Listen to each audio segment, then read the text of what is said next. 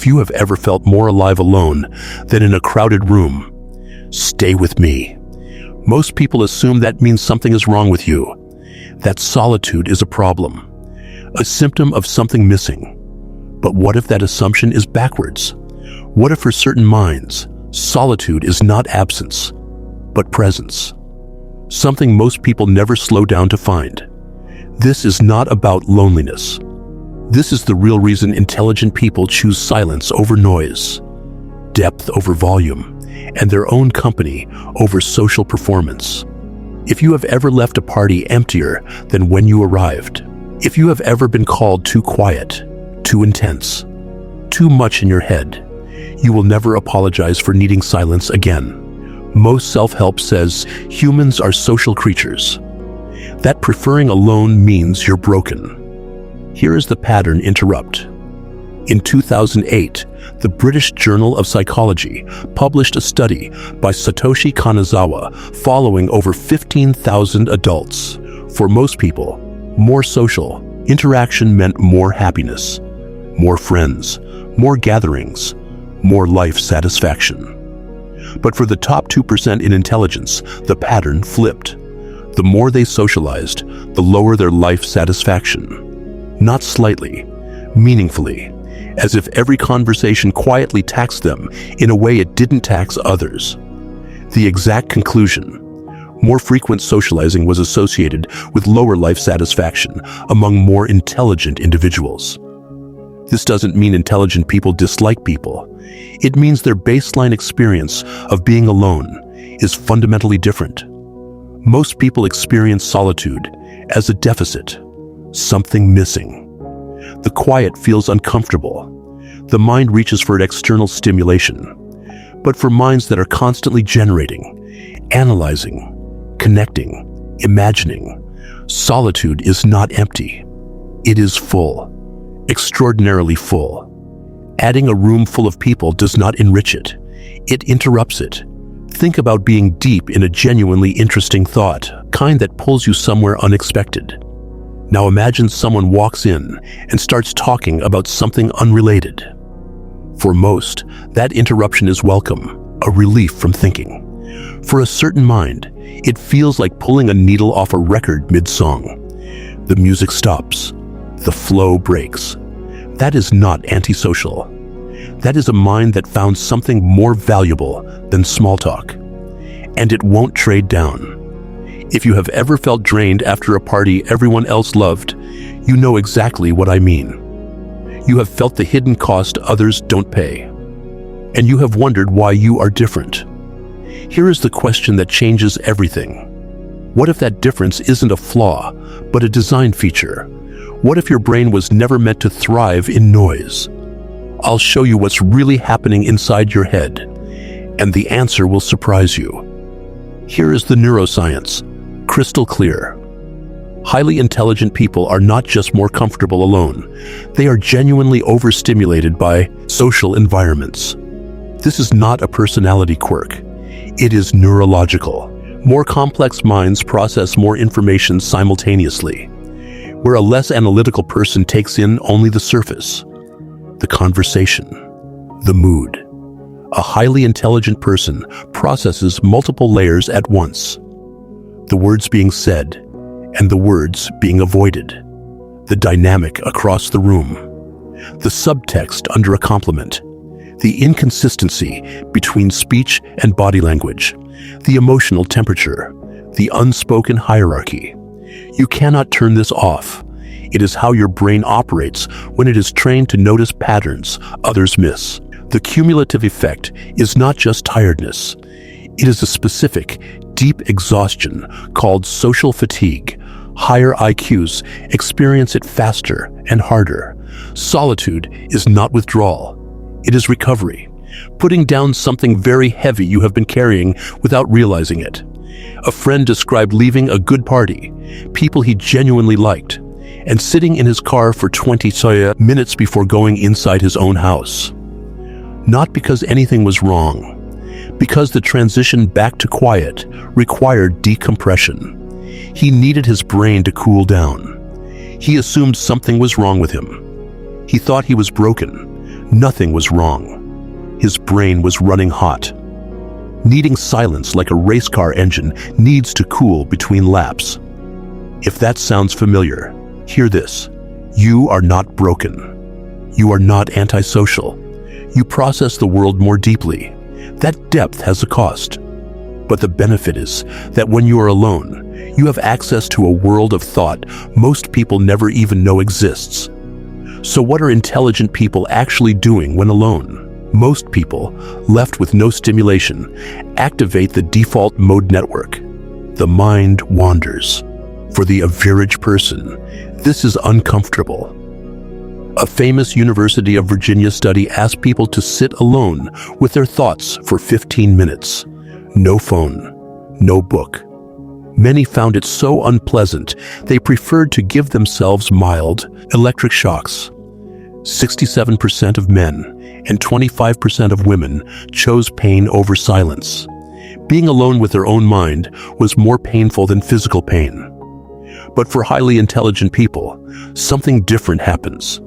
The wandering mind does not just drift, it builds. Solitude is where original thinking happens, where connections form between unrelated things, where unsolvable problems reveal unexpected angles, where the noise of others' opinions quiets enough that you can hear what you actually think. This is not small. This is the source of everything that matters. Einstein called his best thinking deep, solitary play, not at conferences, in the quiet of his own mind. The monotony and solitude of a quiet life stimulates the creative mind. Newton developed gravity during enforced isolation when Cambridge closed due to plague. 18 months alone, the most productive period in the history of science. Susan Cain spent 6 years alone researching quiet, which became a global phenomenon. Her best ideas came on long, solitary walks. This is not coincidence. People who change things spend large amounts of time alone. Why? Original thinking requires the freedom to be wrong privately, to follow an idea that sounds ridiculous out loud, to fail without an audience. You cannot do that in a room full of people watching you think. Solitude is where intellectual courage is built. Here is a reason people rarely articulate, but immediately recognize. Intelligent people are deeply selective about conversation, not arrogantly, honestly. There is a kind of conversation that nourishes them, where ideas are examined, not just exchanged, where you leave different than you entered, where you feel understood, and another kind that is physically draining. The social performance of talking without substance. Weather, weekend plans, who said what. Everyone waiting for their turn to speak, not listening. Here is what most people miss. Highly intelligent people are not immune to loneliness. They want connection as much as anyone, often more, because the depth inside them creates a hunger for someone who can actually meet them there. But they have learned, through years of trying and being disappointed, that not every interaction provides that. And the ones that leave them feeling more alone in a crowd than in complete solitude are not worth the cost. So they choose solitude over performance, not because they don't want connection, because they refuse to mistake noise for it. A writer friend described it perfectly. For most of her 20s, she forced herself to go to every gathering. She believed quantity was the measure of health. She spent those years feeling profoundly alone in rooms full of people, leaving emptier than when she arrived. Only when she started protecting her solitude ruthlessly, saying no to almost everything, did she finally have the conversations she had been starving for. She stopped, filling the space with noise, and slowly, the right people found her. In quiet moments, over long dinners. When you stop filling space with noise, the right people find the silence with you. That is not coping. That is strategy. Comment below if you have ever felt more alone in a crowd than by yourself. The deepest reason connects everything. Most people's identity is socially constructed, from how others respond to them, from the roles they play, from the feedback loop of being seen. This is normal. It works fine for most, but highly intelligent people often experience discomfort with that process. Not because they are more enlightened, because they notice the construction. They see the gap between who they genuinely are and who they become in the presence of others. They feel themselves adjusting, shrinking, performing, editing thoughts, monitoring tone. That gap between authentic self and social self bothers them. Solitude closes that gap. It is where they exist, without performance, without managing how they are perceived, without the constant low-level drain of monitoring. In solitude, they are not someone's colleague, friend, or family member. They are just themselves, raw, unfiltered, free. Think of taking off shoes that pinched all day. That small release, multiplied by 1,000. That is solitude after a long social interaction. The release of the mask, the return to self. The mask is not fake. It is just expensive. It costs energy, attention, peace. Intelligent people are not avoiding people. They are choosing when to pay that cost. Now the question that always comes up. If all this is true, why do intelligent people still get lonely? Because they do. Solitude is not a cure for loneliness. It is a different state. Loneliness is the pain of disconnection, the ache of wanting to share something with no one to share it with. Solitude is the joy of self-connection, the pleasure of your own mind for company. Intelligent people get lonely when they cannot find anyone who speaks their language, when they have an exciting thought and no one to share it with. That loneliness is real. But here is the distinction that changes everything. Most people respond to loneliness by reaching for any company, even company that drains them. They settle for bad relationships because being with someone feels better than being alone. Intelligent people learn that bad company is worse than no company, that being misunderstood in a crowd is more painful than being alone. Loneliness is not solved by proximity. It is solved by alignment. So they wait. They protect solitude, not because they don't want connection, but because they want the right connection. It cannot be forced. It emerges slowly, rarely. And when it does, it is worth every quiet night before it. If you recognize yourself here, you have spent years wondering if something is wrong. You have been called too quiet, too intense, too much in your head. Let me be absolutely clear. Preferring solitude is not a mental illness. Being drained by social interaction is not a disorder. Needing time alone to think is not a character flaw. These are differences, neurological, temperamental. Think of a deep-sea fish built for pressure. Put it in shallow, sunlit water, and it struggles. Not because it is weak, because it was never designed for that world. You are not broken. You were built for depth, not noise. And that is not a flaw. It is a rare kind of strength. You do not have to apologize for leaving early. You do not have to explain why you need a weekend alone. You do not have to feel guilty for choosing your own company over social performance. You are not broken. You are a person whose mind needs silence the way other minds need noise. That is not a problem to fix. It is a fact to work with. And here is the truth that sets you free. The same sensitivity that makes social environments exhausting is the same sensitivity that lets you think deeper, feel more fully, and create more originally. The cost is real. So is the gift. You cannot have one without the other. The culture was built for extroversion. It rewards the loudest voice, celebrates the most connections, treats visibility as value. In that culture, a preference for solitude gets misread as shyness, as coldness, as something to fix. But here is what the research actually shows. Different minds have different needs. A mind that needs silence to function is not broken.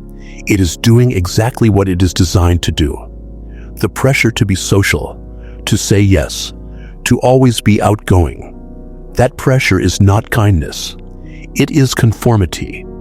And you have been told your way is wrong. It is not wrong. It is just different. Stop apologizing for the difference. Start using it. Build a life that fits your mind, instead of forcing your mind to fit a life never designed for you. None of this is about superiority. It is not about intelligence being better or solitude more virtuous. It is simpler. Different minds have different needs. A mind that needs silence is not broken. It is not lonely. It is not failing. It is doing exactly what it is designed to do. If this video describes something you never had words for, save it. Watch it again when you need permission to protect your silence, when someone makes you feel guilty, when you forget your needs are valid.